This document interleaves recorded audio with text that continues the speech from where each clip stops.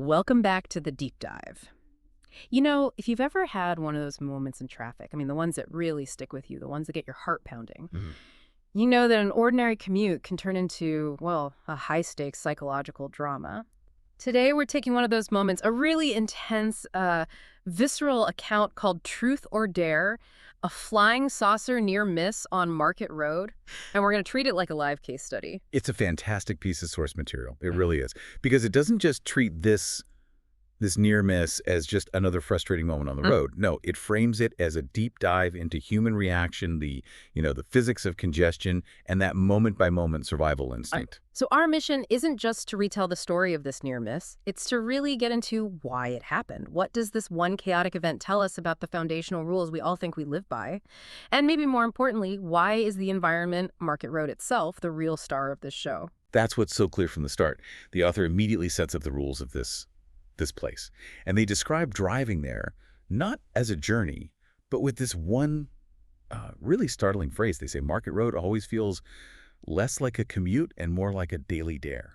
A daily dare. I mean, that tells you everything, doesn't it? The baseline expectation is already at zero. You're not expecting cooperation. You're expecting a confrontation.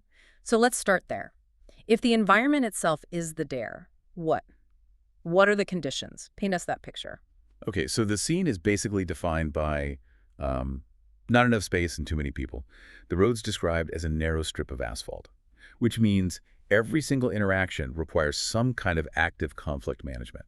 So if you're in a car and a city bus is coming the other way, Yeah. passing each other isn't just something that happens. It's a whole negotiation. A negotiation. Wow. So the infrastructure is literally forcing a social decision. It's not about following the lines on the road. It's about, what, establishing momentary dominance or submission? Exactly. And it's not just the big vehicles. The negotiation extends to everyone. Hmm. The source brings the whole urban ecosystem into it. Pedestrians aren't on sidewalks. They're clinging to the sliver of pavement. Man. And the vendors, the commerce of the road, they aren't in stalls. They spill into the margins. So this safe space to move is just constantly shrinking.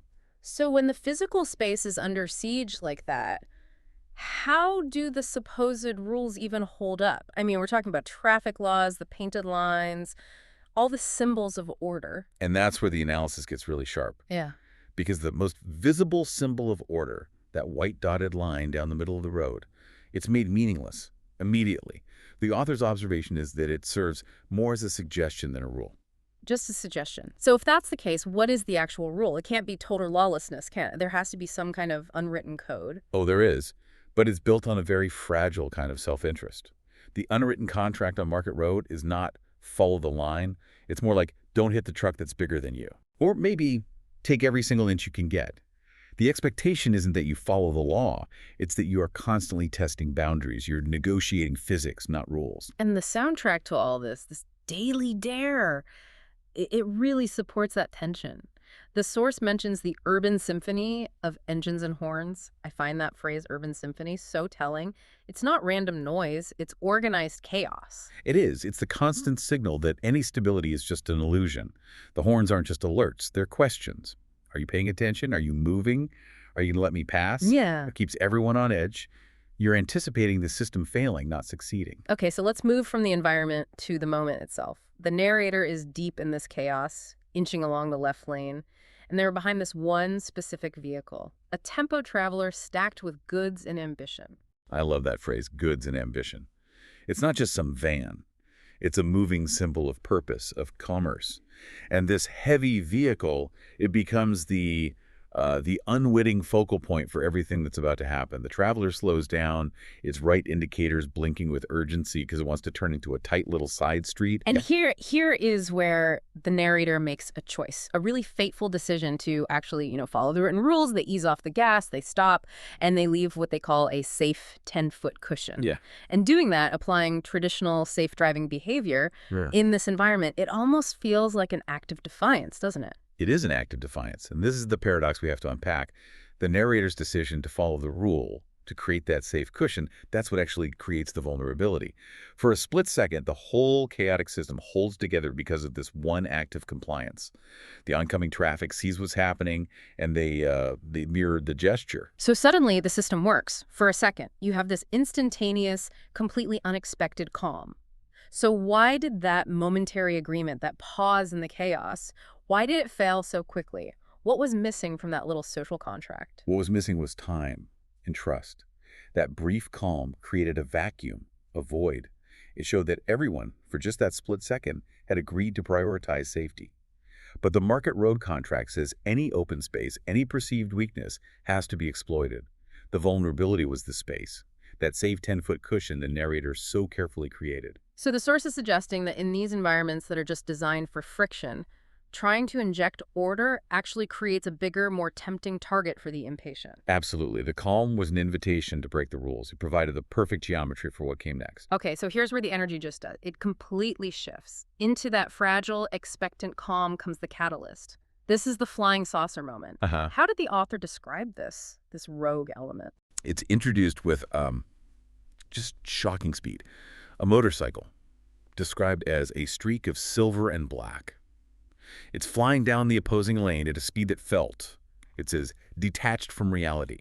It's not just a vehicle, it's pure kinetic energy, an alien thing invading this temporary calm. And the bikers move. I mean, that's just pure adrenaline and calculation. They see that 10-foot space the driver created, and they don't see safety. They see an opening. Precisely. They swerve sharply right into the narrator's lane, trying to slip through the narrow pocket of space between the car and the turning tempo traveler. Ah, It was a move born of impatience, sure, but also it was a dare against physics itself. The biker was betting everything on milliseconds and centimeters. So talk about the physics of that moment. How did the source get across just how intense it was? Because this is where the writing gets really incredible. The author conveys it by manipulating time.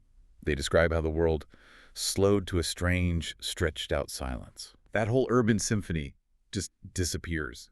It's replaced by that ringing silence you get right before an impact. It's the moment your brain realizes the rules have totally failed. And the sensory details are just terrifyingly immediate. The bike tilting dangerously, the wheels spinning into a blur of metal. This wasn't a hypothetical risk. The disaster was physical. It was felt just an inch away from the car's front bumper. It was a true brush with catastrophe. The bike's path was so aggressive, it defied the geometry of the situation. yeah. It really speaks to how narrow that margin for survival was. And it was achieved not through rules, but through a tiny, terrifying bit of space and a last-second correction from the writer. And then, just as fast as that moment started, it's over. The crisis just dissolves. It does. The writer, through some combination of luck, grace, or sheer recklessness, we never find out which, somehow straightens the bike. And then they just shot ahead, vanishing into the traffic as if pulled into another dimension, Right. gone. And the system just rushes back in to fill that void. The engines growl, the traffic starts moving again, and Market Road just snaps back to its familiar restless rhythm. It's like for everyone else, that moment of extreme danger never even happened. Exactly. Except it doesn't just disappear for the narrator. That's what's so crucial here. The source notes that the chill of that instant stayed. It's this visceral, unwanted reminder of how thin the line is between order and chaos. And that chill isn't really about the bike, is it? It's about realizing that the system you depend on for safety is just fundamentally broken. The conclusion here brings us right back to that white dotted line. Yes, the system only works if everyone agrees to follow it. The moment one person decides that the cost of crossing the line is less than the cost of waiting, the entire social structure of the road is revealed to be, well, an illusion. That painted line might as well be invisible. All it takes is that one mind. The source says it perfectly. The whole structure collapses because of one mind determined to redraw the rules. And that's really the core takeaway, isn't it? The law is only strong if everyone honors the implicit agreement behind the explicit rule. And when that one agreement fails, the chaos is instant. So when we pull back, what did this deep dive into one near miss on Market Road really show us? We saw that environments designed for friction can actually punish safe behavior. We saw that impatience is a dangerous gravitational force, and that social rules, like traffic laws, are terrifyingly fragile. They're just a consensus, really. A consensus that's just waiting to be broken. And that really raises a bigger question for you, for the listener, that goes way beyond just Market Road. If a simple painted line on a road, a line that's backed by the law, relies entirely on a shared moment-to-moment agreement to even function, what does that say about the foundation of all the unwritten rules in our lives? Think about cultural norms, professional boundaries, the simple respect we take for granted. What seemingly solid agreement is just waiting for one mind to try and redraw those rules, turning a routine moment into a sudden brush with catastrophe, something to think about.